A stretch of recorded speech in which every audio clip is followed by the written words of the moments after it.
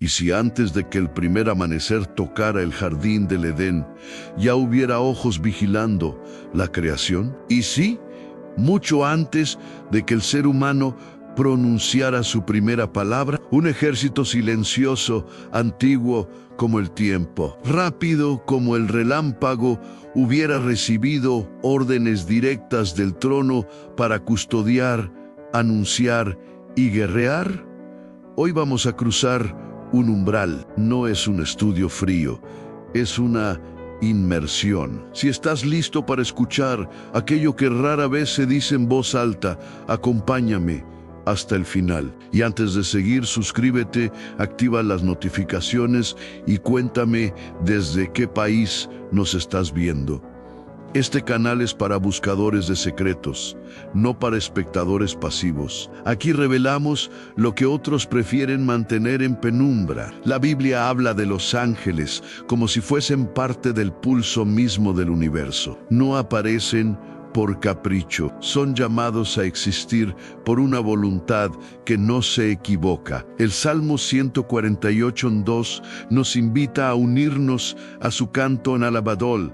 Todos sus ángeles, alabadle, todos sus ejércitos. Y cuando Dios confronta a Job, le lanza una pregunta que corta como espada: ¿dónde estabas tú cuando yo fundaba la tierra? Cuando alababan juntas las estrellas del alba y se regocijaban todos los hijos de Dios. Job 38:4-7. Esos hijos de Dios no son hombres, son criaturas espirituales que ya estaban cuando la materia recibió su forma. Son testigos del alba primordial. Los ángeles no nacen como nosotros, ni envejecen como nosotros. No son carne ni sangre. La Escritura los describe como espíritus ministradores enviados para servir a favor de los que han de heredar la salvación.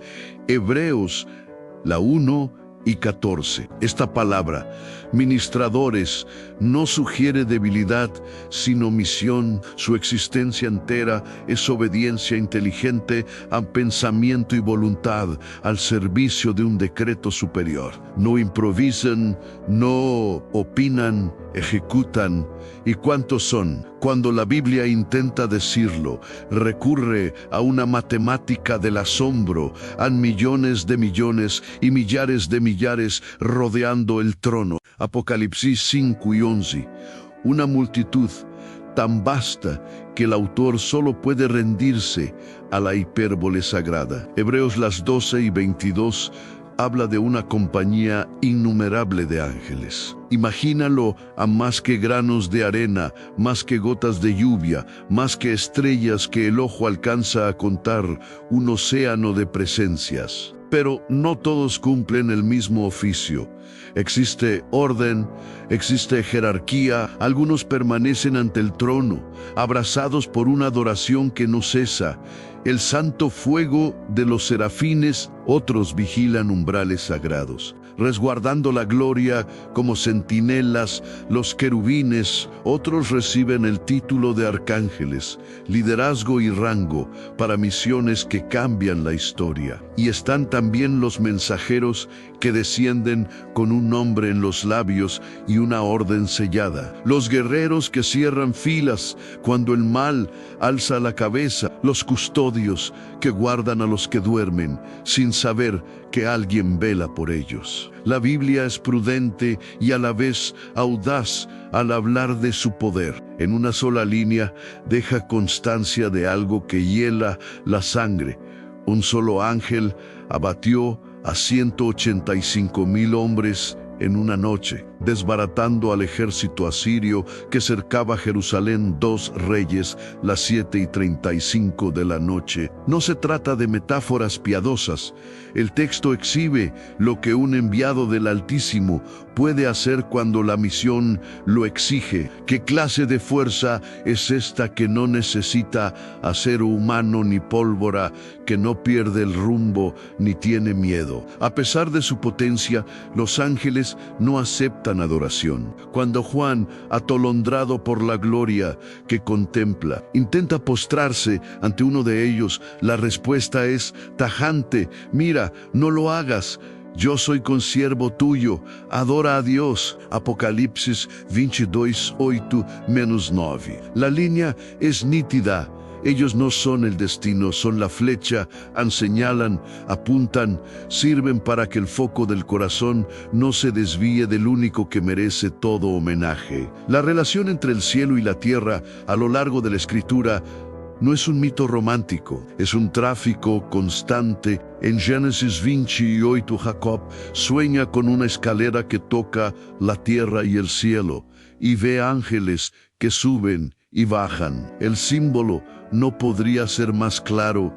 Hey, un puente. En Salmo 9, la 1 y 11, el autor confiesa con certeza invencible: a sus ángeles mandará acerca de ti que te guarden en todos tus caminos. Esta promesa no es una poesía cómoda, es una estrategia. Hay momentos en que la protección divina no llega en forma de trueno, sino como una presencia silenciosa que aparta el peligro sin que lo notes. A veces el ángel habla, lleva nombre, rostro y tarea. Gabriel desciende a Nazaret para pronunciar la frase que parte la historia: en dos concebirás. Y llamarás su nombre Jesús. Lucas 1, 26-38.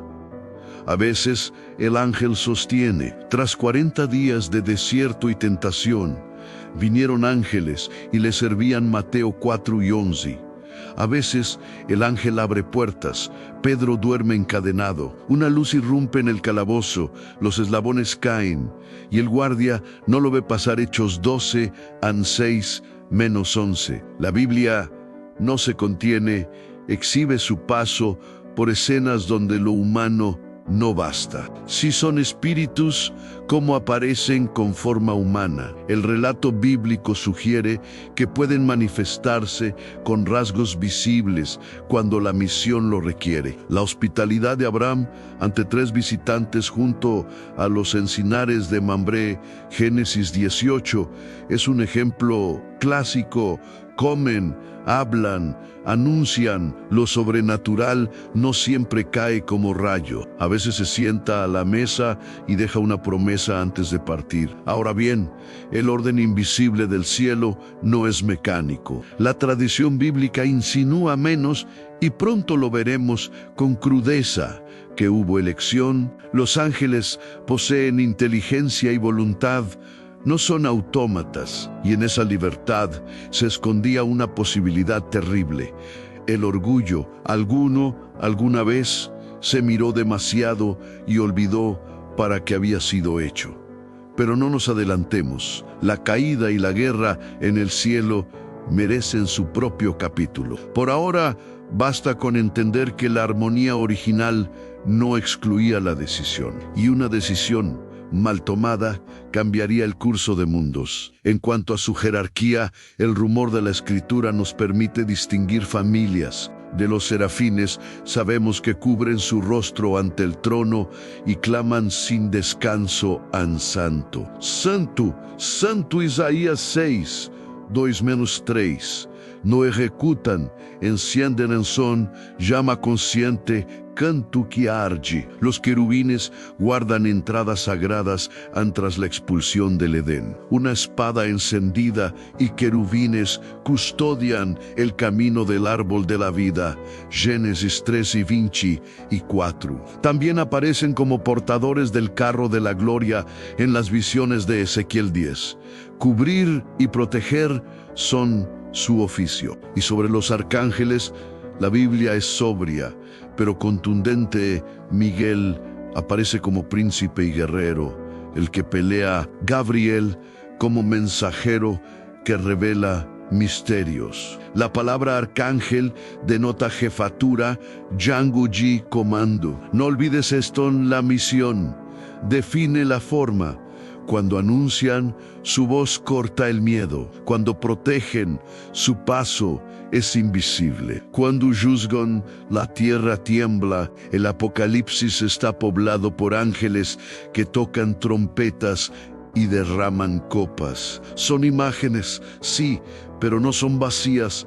Significan que hay tiempos en los que el cielo interviene con señales que cambian la historia. En esos umbrales, los ángeles no improvisan. Ejecutan un plan que existía antes del mundo. ¿Se cansan? Dudan. La Biblia no responde a curiosidades sentimentales. Lo que deja claro es que obedecen con una lucidez que nos avergüenza. Allí donde el hombre tarda, ellos ya partieron. Allí donde el hombre discute, ellos ya cumplieron. Por eso su presencia provoca temor reverente. No son nuestros siervos, son siervos de Dios a nuestro favor. Y eso lo cambia todo. Quisiera que imaginemos una escena final. Para cerrar este primer tramo, una noche cualquiera, tú en tu habitación, el mundo del otro lado de la ventana, con sus ruidos y sus urgencias. Has orado una frase breve, quizá tartamuda, quizá cansada, no ves nada, no oyes nada. Sin embargo, algo se ha movido. Un mensajero ha recibido una orden, una ruta se ha abierto, un peligro que no conocías ha sido desactivado. La mayoría de las veces nunca lo sabrás. Y aún así, el cielo habrá actuado. ¿No es inquietante y hermoso a la vez? Este es apenas el umbral. Hemos visto de dónde vienen, qué son y por qué no se parecen a ninguna criatura que conozcas. En el próximo tramo descenderemos al campo de batalla, donde se forja el destino. Conocerás a Miguel, el que se yergue cuando el enemigo muestra los dientes, el que encabeza la guerra que no se ve y sin embargo decide lo que se ve. Y mientras llega ese momento, grábate esta frase: los ángeles no compiten con Dios, lo revelan, no exigen tu culto, lo redirigen, no buscan tu temor. Despiertan tu discernimiento, el resto lo verás con tus propios ojos cuando el velo se corra un poco más. Hay nombres que pesan como montañas en la historia bíblica. Miguel es uno de ellos. No es un mensajero cualquiera, ni un guardián pasivo. Cuando su nombre aparece en el texto sagrado es porque el equilibrio entre luz y tinieblas está en juego. La etimología de su nombre, Emicaeli, es en sí misma un desafío. ¿Quién como Dios? No es una pregunta ingenua, es una declaración de guerra contra todo orgullo celestial o terrenal que pretenda igualar o superar al Altísimo. Miguel es mencionado pocas veces, pero cada aparición es un golpe estratégico en el tablero de la eternidad. En Daniel 10:13, lo vemos como un príncipe de alto rango que acude en ayuda del mensajero celestial retenido por el príncipe del reino de Persia, una figura espiritual que representa resistencia demoníaca. Esta escena críptica y cargada de simbolismo nos deja entrever algo inquietante. Las decisiones humanas y los reinos visibles están influidos por potencias invisibles y Miguel interviene cuando el mensaje de Dios corre riesgo de ser bloqueado en ese campo de batalla oculto. Más adelante, en Daniel 12:1, Miguel es llamado el gran príncipe que vela por los hijos de tu pueblo, y su aparición marca tiempos de angustia como nunca antes hubo. No es un protocolo rutinario, su presencia es señal de que el cielo ha activado su última línea de defensa. El texto nos empuja a imaginarlo no como un ángel de alas suaves y canto dulce, sino como un guerrero con armadura de luz, cuyo paso hace temblar la misma estructura del mal. En el Nuevo Testamento, Miguel reaparece con la misma contundencia. En Judas 1:9 lo vemos disputando con el diablo por el cuerpo de Moisés. El pasaje es breve, casi enigmático, pero revela un patrón donde hay un objeto o persona clave para el plan de Dios. El enemigo intenta reclamarlo, y Miguel es el enviado que no negocia, que no retrocede. El versículo aclara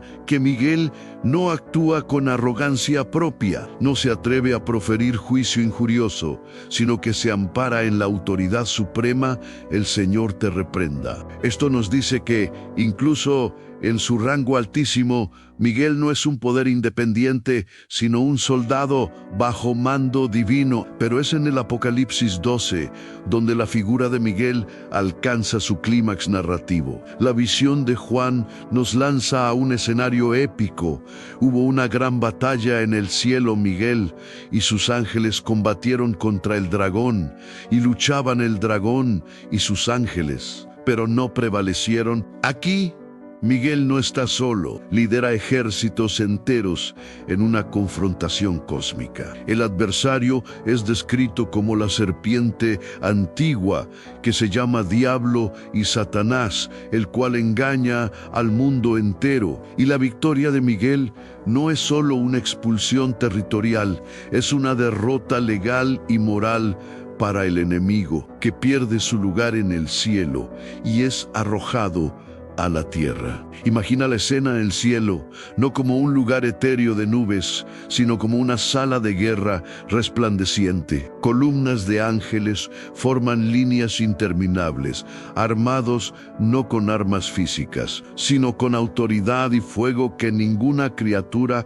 caída puede resistir. El dragón, en toda su furia, convoca a sus huestes, pero su poder es insuficiente ante la disciplina y la pureza del ejército de Miguel. El rugido de la batalla no es metálico, es espiritual, una colisión de voluntades donde la luz no retrocede. La Biblia no nos da detalles sobre el cómo de esta guerra, pero sí deja claro el por qué en la rebelión no tiene cabida en la presencia de Dios.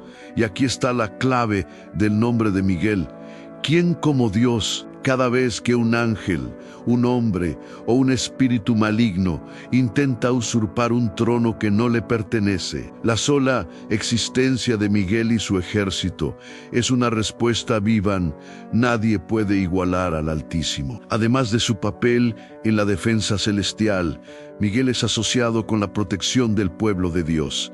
La tradición judía lo ve como el guardián de Israel, y muchos estudiosos creen que su función se extiende a la iglesia en el tiempo presente. Si los creyentes son atacados, si las tinieblas intentan sofocar la luz en sus vidas, no es descabellado pensar que Miguel pueda ser enviado para intervenir. Pero, y aquí está lo inquietante, su intervención no siempre es visible. Puede que el creyente nunca sepa que fue rescatado de un ataque espiritual que estaba destinado a destruirlo. En este sentido, la figura de Miguel también representa esperanza activa. No es un consuelo pasivo, sino un recordatorio de que el cielo tiene generales y que no estamos en un conflicto sin liderazgo. Si el enemigo parece más fuerte, es porque olvidamos que no luchamos solos. El eco de Apocalipsis 12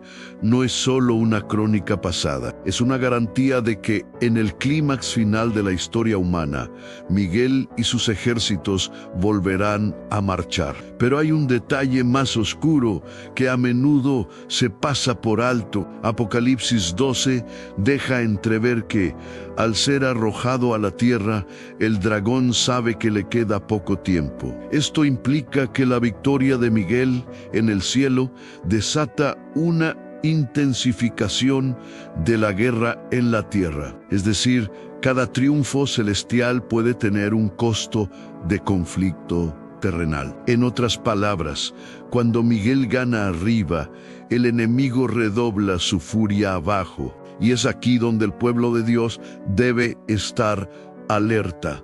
A la guerra invisible tiene consecuencias visibles. La iconografía posterior ha representado a Miguel como un ángel con espada o lanza, a menudo pisoteando a un dragón o demonio. Aunque estas imágenes no provienen directamente de la Biblia, capturan algo esencial. A Miguel no es espectador. Luz, acción pura, justicia ejecutada, fuerza en movimiento. Y sin embargo, su mayo arma no es la espada, sino la autoridad delegada por Dios. No es su poder personal lo que vence, sino el poder de aquel que lo envía. Piensa en esto. Si Miguel es el comandante, cuán vasto y disciplinado debe ser el ejército bajo su mando. La mención de sus ángeles en Apocalipsis sugiere que existen divisiones, estrategias, rangos. No es un caos de voluntades. Es un ejército con una causa unificada, y cada soldado de ese ejército sabe que su victoria no se mide por la gloria personal, sino por la gloria de Dios. Ahora, déjame dejarte con una imagen que une todo esto. Imagina que estás en una batalla que no puedes ver. Los síntomas son confusión, desesperanza, ataques súbitos contra tu fe o tu paz. No ves al adversario, pero sientes la presión. En ese momento, en un plano que tus ojos no alcanzan, Miguel recibe la orden. No llega solo tras él. Una formación interminable de ángeles guerreros se despliega. No oyes sus pasos, pero sí el cambio en la atmósfera. Lo que antes era opresión se convierte en claridad. Lo que era miedo, en valor, y aunque no lo veas, la victoria se ha sellado. Miguel es más que un personaje bíblico. Es la encarnación del principio de que la justicia divina siempre tiene defensores. Y mientras haya un ¿quién como Dios? Resonando en el cielo, ningún trono falso permanecerá para siempre. Si Miguel es la espada, Gabriel es la voz, y no cualquier bozan. Es la que rompe siglos de silencio, la que anuncia lo imposible, la que revela secretos que estaban ocultos incluso para los sabios más eruditos. El significado de su nombre, Gabriel, se traduce como la fuerza de Dios, o Dios es mi fortaleza. No es una coincidencia. Sus mensajes no son opiniones, son decretos que llevan el peso del trono celestial. Cuando Gabriel habla, el curso de la historia se altera. Ao diferenciar ao de Miguel, que aparece en escenas de guerra y confrontación, Gabriel emerge en momentos de revelación. Sus apariciones son pocas, pero cada una marca un punto de inflexión en la narrativa bíblica.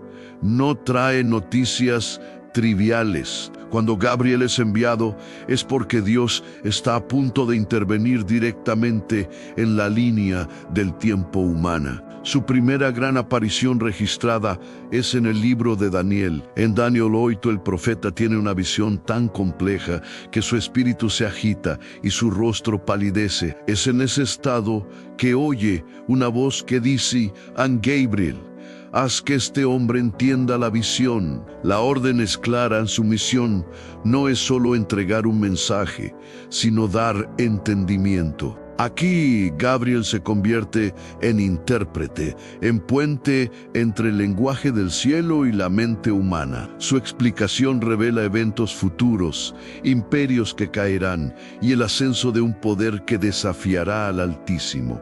No es un anuncio reconfortante, es una advertencia que pesa sobre generaciones. En Daniel 9, Gabriel vuelve a aparecer con una urgencia que traspasa las páginas.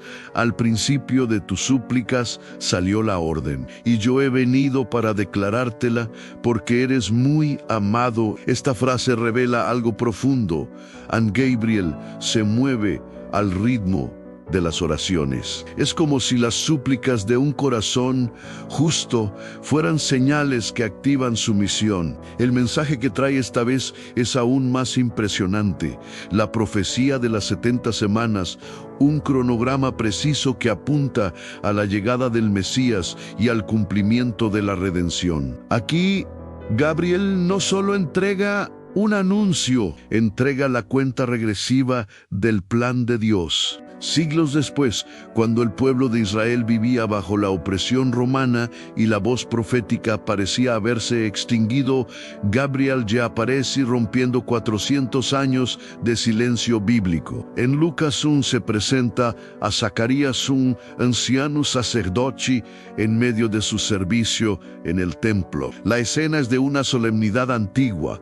El humo del incienso sube, el murmullo de las oraciones llena el aire, y de pronto un ángel del Señor se le aparece, de pie, a la derecha del altar del incienso. El sacerdote se turba, pero el mensajero habla: yo soy Gabriel, que estoy en la presencia de Dios. No es una presentación casual, es una afirmación de autoridad. Está allí para anunciar que Isabel, estéril y anciana, concebirá un hijo en Juan, el que preparará el camino para el Señor. Esta sola misión ya sería suficiente para marcar a Gabriel como un emisario de momentos cruciales. Pero lo que viene después es aún más trascendental. 6 meses más tarde, en una aldea insignificante llamada Nazaret, Gabriel es enviado nuevamente, esta vez a una joven virgen llamada María. Su saludo rompe toda expectativa en salve, muy favorecida. El Señor es contigo. Aquí no hay preámbulos de miedo ni advertencias de desastre. Hay gracia pura. El mensaje que trae es el más grande jamás pronunciado por labios celestiales a oídos humanos.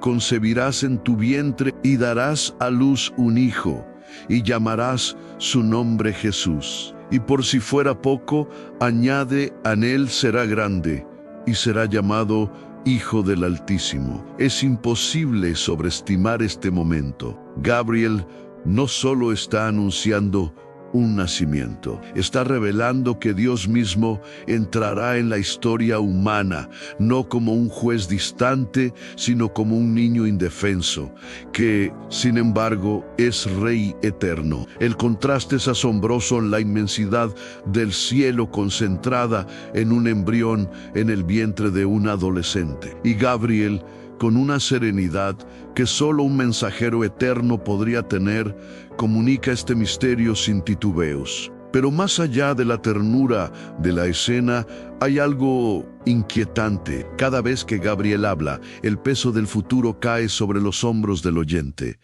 A Daniel le mostró imperios y persecuciones. A Zacarías, un hijo cuya misión sería vivir en el filo entre la verdad y el martirio. A María, una maternidad que incluiría gloria y dolor insondable. Gabriel no es un portador de mensajes fáciles, es el heraldo de las decisiones irrevocables de Dios. Algunos estudiosos señalan que Gabriel podría tener una función especial en los eventos finales, aunque el Apocalipsis no lo menciona por nombre. La tradición sugiere que podría ser la voz que anuncia la resurrección y el regreso de Cristo. Esto encajaría con su papel a lo largo de la historia al ser la trompeta viva de las noticias que cambian todo. Imagina por un momento cómo es estar en su presencia. No hay alas agitadas en un gesto teatral. No hay a lo pintoresco, hay una densidad de realidad, como si el aire mismo se volviera más pesado de gloria. Su mirada no es inquisitiva, sino penetrante, como si leyera no solo tus palabras, sino la historia entera de tu vida. Y cuando habla, no oye simplemente un sonido. Es como si cada sílaba estuviera escrita en tu espíritu. Gabriel nos recuerda que Dios no es un espectador distante. Cuando llega el tiempo de actuar, envía un mensajero que lleva en su voz la certeza de lo que será, y si su nombre significa fuerza de Dios, es porque sus palabras no pueden ser derribadas por ninguna autoridad terrenal o infernal. Sin embargo, hay un matiz sombrío en su figura.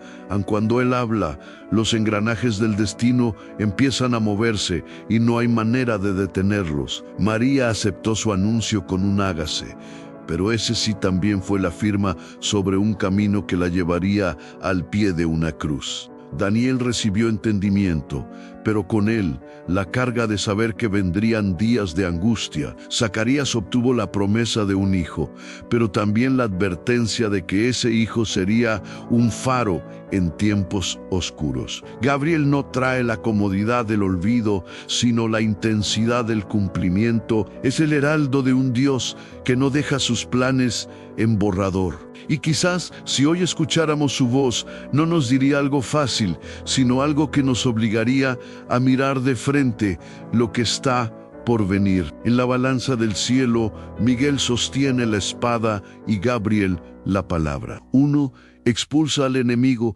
el otro abre la puerta para que entre el rey. Y entre ambos, la historia avanza hacia un clímax que el mundo aún no está listo para ver. En la vasta corte celestial, no todos los ángeles portan espadas ni descienden como mensajeros. Hay otros cuya existencia entera está dedicada a un propósito tan sublime que las palabras humanas apenas pueden rozarlo, a proteger la gloria de Dios y exaltar su santidad sin descanso. Son los querubines y los serafines, seres que se mueven en el radio más cercano al trono eterno y cuya mera descripción ha hecho temblar a profetas y reyes. Su presencia se menciona desde los primeros capítulos de la Biblia. En Génesis 3 y 24, después de la caída del hombre, Dios coloca querubines con una espada encendida que se revolvía en todas direcciones para guardar el camino al árbol de la vida. Es una imagen que desarma cualquier intento de trivializar a estos seres en su primera aparición. No es en un coro angelical, sino en una misión de custodia absoluta, impidiendo que la humanidad acceda nuevamente a la inmortalidad por medios ilícitos. Desde ese instante, los querubines se convierten en el símbolo vivo de que la santidad de Dios no puede ser traspasada sin consecuencias. A lo largo de las Escrituras se revela que los querubines no son figuras regordetas ni inocentes, como los retratos populares los muestran. Ezequiel, en su visión, describe criaturas con 4 rostros, el de un hombre, un león, un buey y un águila, cada uno representando aspectos del carácter y autoridad de Dios en inteligencia, realeza, fuerza y visión penetrante. Sus cuerpos están cubiertos de ojos, como si su percepción abarcara cada rincón de la creación. Cuando se mueven, no giran, como lo hacen los seres humanos. Avanzan en línea recta hacia donde el Espíritu los dirige y sus alas extendidas producen un sonido como el estruendo de muchas aguas o el rugido de un ejército en marcha. En el tabernáculo y luego en el templo de Salomón, Dios ordenó que figuras de querubines fueran labradas en oro, posicionadas sobre el propiciatorio, la tapa del arca del pacto, con las alas extendidas, cubriendo el lugar donde la presencia divina se manifestaba. No era un simple adorno, era un recordatorio físico de que el trono de Dios está rodeado por estos guardianes de su gloria y que el acceso a su presencia requiere santidad absoluta. Pero si los querubines son los guardianes, los serafines son los adoradores perpetuos. Su nombre proviene del hebreo saraf, que significa u'ahdej o incendio, y no es una metáfora ligera. En Isaías, en el capítulo 6, los describe como seres que arden en la pureza de la gloria divina. Tienen 6 alas con 2 cubren su rostro, incapaces de mirar directamente al esplendor del Altísimo. Con 2 cubren sus pies, símbolo de humildad y reconocimiento de su lugar. Y con 2 vuelan, siempre en servicio activo. La escena que Isaías contempla es sobrecogedora. En el templo celestial se llena del humo de la gloria y los serafines claman el uno al otro: Santo, Santo, Santo es el Señor de los ejércitos. Toda la tierra está llena de su gloria. El eco de sus voces sacude los umbrales del lugar. Este triple santo no es un simple recurso poético, es una proclamación que atraviesa el tiempo y la eternidad, afirmando la santidad absoluta de Dios. Querubines y serafines no son rivales ni jerarquías enfrentadas, son dos expresiones complementarias del orden celestial. Los querubines representan la santidad protegida, la barrera infranqueable que separa lo puro de lo profano, mientras que los serafines encarnan la santidad proclamada, el fuego perpetuo de la adoración que nunca cesa. En el Apocalipsis, Juan describe seres vivientes que recuerdan a la visión de Ezequiel, llenos de ojos por dentro y por fuera, que de día y de noche no cesan de decir: Santo, santo, santo es el Señor Dios Todopoderoso, el que era, el que es y el que ha de venir. Algunos estudiosos creen que estos son la misma clase de criaturas que Isaías llama serafines y Ezequiel querubines, observadas desde diferentes perspectivas. Sea como sea, su función es clara en estar en torno al trono y mantener el reconocimiento eterno de quién es el rey, pero su papel no se limita a la adoración y custodia pasiva. En Ezequiel 10, los querubines participan en juicios divinos. Uno de ellos toma brasas encendidas de entre las ruedas que están bajo el trono y las esparce sobre la ciudad, señal de que el juicio de Dios ha sido decretado. En otras palabras, estos seres también actúan como ejecutores de la justicia divina cuando el cielo lo ordena. La conexión entre estos seres y la adoración perfecta es tan estrecha que algunos eruditos creen que Lucifer mismo era un querubín ungido que antes de su caída formaba parte de este círculo de adoración. Si eso es cierto, su rebelión no fue solo un acto de orgullo, sino una traición desde el núcleo más cercano al trono. Quizá por eso la Biblia es tan enfática en mostrar que el círculo de querubines y serafines permanece inquebrantable en su lealtad actual, como si fueran la muralla viviente contra cualquier nueva rebelión. Imaginar su presencia es un ejercicio que desafía la mente humana. No se trata de figuras etéreas y difusas, sino de manifestaciones intensas de gloria, poder y fuego. Allí, cerca del trono, no hay espacio para la corrupción ni para la distracción. Cada batir de alas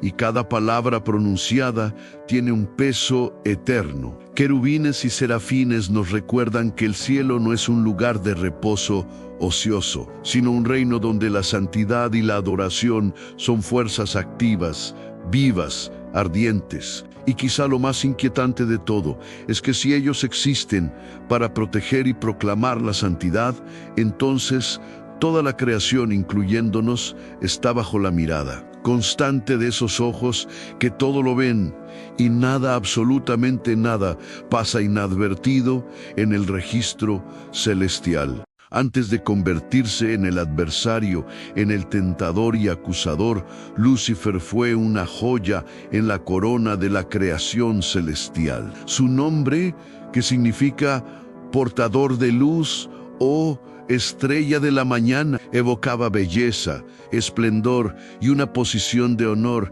incomparable. No era un ángel común. Ezequiel 28:12-15 lo describe como el querubín ungido que cubría adornado con piedras preciosas, perfecto en sabiduría y hermosura desde el día en que fue creado. Su morada estaba junto a las piedras de fuego, en la mismísima presencia de Dios, donde pocos seres podían permanecer sin ser consumidos. Lucifer no solo era hermosón, estaba dotado de un talento extraordinario. Muchos teólogos sugieren que fue el director de la adoración celestial, aquel que, con su voz y su ser, conducía a los coros angélicos a exaltar al Altísimo. Su proximidad al trono no era una casualidad. Formaba parte del círculo más íntimo de la gloria divina. Todo esto hace que su caída sea aún más trágica, porque provino no de debilidad, sino de un acto de rebelión consciente. El profeta Isaías, en Isaías las 2:12 de la tarde menos 15, nos deja entrever el corazón de su orgullo. Subiré al cielo, en lo alto, junto a las estrellas de Dios, levantaré mi trono. Seré semejante al Altísimo.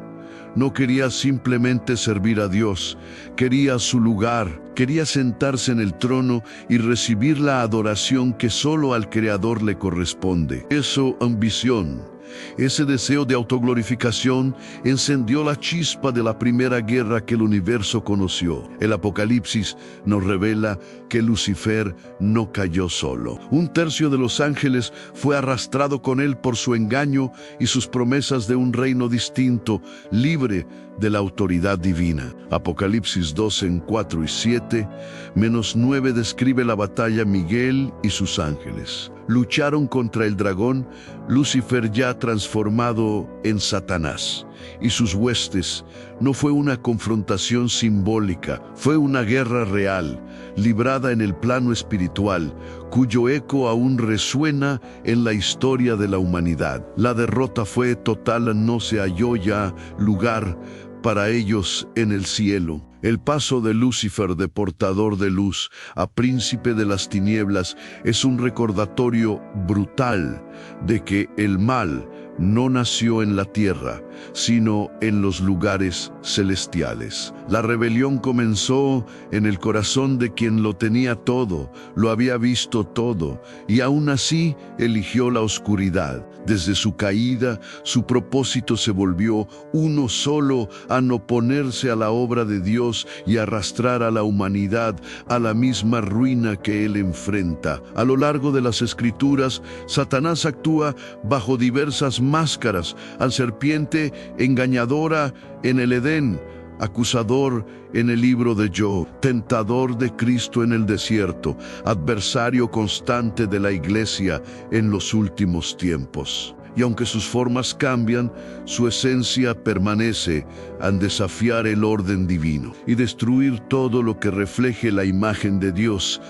No podemos pasar por alto que su caída también alteró el equilibrio espiritual del universo. Los ángeles que lo siguieron, ahora conocidos como demonios, pasaron de ser ministros de luz a espíritus de engaño, llevando a cabo estrategias para distorsionar la verdad, corromper naciones y manipular culturas enteras. Lo que antes era una sinfonía perfecta de adoración, se convirtió en un clamor distorsionado contra el Creador. En su desesperación, Lucifer no solo busca corromper, busca imitar. El Apocalipsis habla de una trinidad impía: el dragón, la bestia y el falso profeta, que imita la Trinidad divina. Se disfraza de ángel de luz para engañar incluso a los escogidos si fuera posible. Su objetivo final es recibir adoración, no importa bajo qué nombre o forma, y establecer un dominio que parezca legítimo,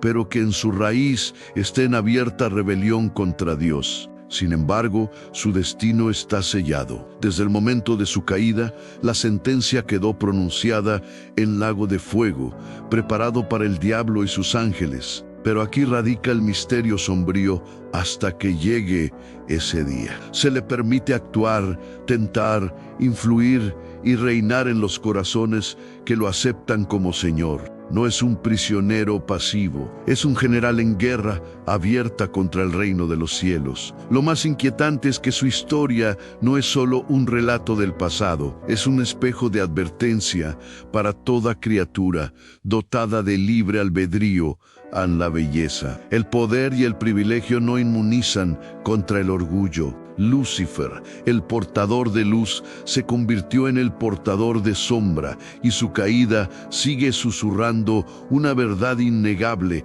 a la gloria robada se convierte en condena eterna. En los últimos días, según el Apocalipsis, él reunirá sus ejércitos para una última confrontación, la batalla de Armagedón. Será su intento final de derrocar el orden divino y establecer su dominio absoluto. muerto. Pero incluso en ese clímax de rebelión, su derrota será rápida y definitiva, ejecutada por aquel que tiene toda autoridad en el cielo y en la tierra. Lucifer comenzó como el más brillante de los querubines. Terminará como el prisionero más humillado del universo. Y esa transición de luz a oscuridad no es solo una advertencia cósmica, es el recordatorio de que, incluso ahora, hay un conflicto espiritual que se libra a nuestro alrededor y que cada alma es un territorio en disputa. En las sombras del Apocalipsis, cuando la historia humana alcanza su punto de ebullición, surgen figuras que estremecen incluso a los corazones más firmes, a los ángeles del juicio. No son mensajeros de paz ni guardianes personales, son ejecutores del veredicto final, enviados directamente por el trono de Dios para poner fin a la rebelión cósmica. En sus manos no hay cartas de esperanza, sino trompetas, copas y espadas, cada una cargada con un fragmento del juicio definitivo. El libro de Apocalipsis, desde el capítulo 8, nos introduce a los 7 ángeles que tocan las trompetas. Con cada sonido, una catástrofe se desata sobre la tierra en granizo y fuego mezclados con sangre, mares convertidos en sangre, estrellas que caen y oscurecen las aguas y tinieblas que envuelven el mundo. Estos ángeles no actúan por crueldad, sino por justicia. Son heraldos del día en que el Creador exige cuentas a la creación, pero no están solos. Más adelante, en el capítulo 15, aparecen los 7 ángeles que portan las copas de la ira de Dios, con cada copa derramada, plagas terribles, tinieblas palpables y terremotos sacuden el mundo entero. No hay refugio posible para aquellos que rechazaron la luz y abrazaron la oscuridad. Lo que comenzó como advertencias en trompetas, termina como sentencia en copas. Y en este escenario, los ángeles ya no son figuras distantes, sino presencias inevitables, ejecutores que descienden con precisión quirúrgica para cumplir lo escrito desde antes de la fundación del mundo. Entre estos ángeles destaca Miguel, el príncipe de la milicia celestial, que en Apocalipsis 12 lucha contra el dragón y sus ángeles caídos. Su función no es solo militar, es el guardián del pueblo de Dios en el clímax de la historia. Mientras las trompetas y copas se derraman, Miguel lidera la ofensiva final contra las fuerzas de Lucifer, asegurando que la victoria del Cordero sea completa y definitiva. Sin embargo, hay otros mensajeros que actúan en este tramo final y que muchas veces pasan desapercibidos. En Apocalipsis 14:3, ángeles vuelan por el cielo proclamando mensajes eternos. Uno llama a temer a Dios y darle gloria, otro advierte sobre la caída de Babilonia, símbolo del sistema corrupto del mundo, y el tercero lanza una advertencia feroz contra quienes reciben la marca de la bestia. Cada palabra pronunciada por estos mensajeros es un filo que corta las ilusiones del mundo, recordando que las decisiones humanas tienen consecuencias eternas. Y luego está el ángel que desciende con la llave del abismo y una gran cadena en la mano. Apocalipsis 20, 1-3. Este ser captura a Satanás, lo ata por 1000 años y lo encierra en el abismo. Es un acto simbólico y literal, a la vez a la victoria del bien sobre el mal. Se sella no con negociaciones, sino con un encarcelamiento total del adversario. Imaginar ese momento es comprender que, en el fin, los ángeles no solo ejecutan la voluntad de Dios, sino que participan en el cierre definitivo de la historia humana. Pero no todo el ministerio de los ángeles del fin es destrucción. En Mateo 2, las 4:31, Jesús revela que al final de los tiempos enviará a sus ángeles con gran trompeta para reunir a sus escogidos desde los cuatro vientos, de un extremo del cielo al otro. Son los mismos seres que ejecutan juicio, pero también son rescatadores, escoltando a los fieles hacia la seguridad eterna. Esta dualidad, juicio para unos, salvación para otros, muestra que en el diseño divino no hay acción sin propósito, ni castigo sin justicia. Lo más perturbador de todo es que estos ángeles ya están preparados. No esperan ser creados en el momento, ya existen. Ya saben su papel y su sola presencia en el cielo es un recordatorio silencioso de que el día llegará. Y cuando ese día llegue, no habrá advertencias suaves ni mensajes velados. El cielo entero se moverá como un ejército sincronizado, cumpliendo la última orden del comandante supremo. Imagina el cielo oscureciéndose, no por nubes, sino por la magnitud de las huestes angelicales desplegándose. Imagina las trompetas resonando con un eco que traspasa la materia y penetra directamente en el alma. Imagina ver figuras de luz y fuego descendiendo no para consolar, sino para juzgar, separando a las ovejas de los cabritos, lo puro de lo impuro. Ese es el momento que la humanidad teme y niega, pero que los ángeles esperan con obediencia absoluta. Y aquí surge la pregunta más inquietante: ¿de qué lado estaremos cuando las alas del juicio rocen la tierra? Porque los ángeles no negocian, no se dejan sobornar y no actúan con parcialidad. Su misión es clara, su objetivo inamovible y su tiempo cada vez más cercano. Cuando entendemos la magnitud de su papel, ya no vemos a los ángeles como simples figuras decorativas en cuadros o vitrales. Ellos son la fuerza armada del cielo, guardianes y ejecutores, y en el día final serán la línea que marque el límite entre la redención y la condena. CTA final: si este viaje por el mundo oculto y glorioso de los ángeles te ha revelado algo que nunca imaginaste, no olvides suscribirte, activar la campana y dejar en los comentarios tu opinión. Este canal es para buscadores de la verdad, no para espectadores pasivos. Aquí desenmascaramos lo que ha sido silenciado por siglos y cada nuevo video te llevará más profundo. Pregunta para el próximo video: ¿has conocido a los ángeles que juzgan y salvan? Pero ¿sabías que existe un ser celestial tan misterioso y poderoso que ni siquiera su nombre es revelado, y que aparece en momentos clave de la historia bíblica para cambiar el destino de naciones enteras? Ese será nuestro próximo misterio. ¿Te atreves a descubrirlo?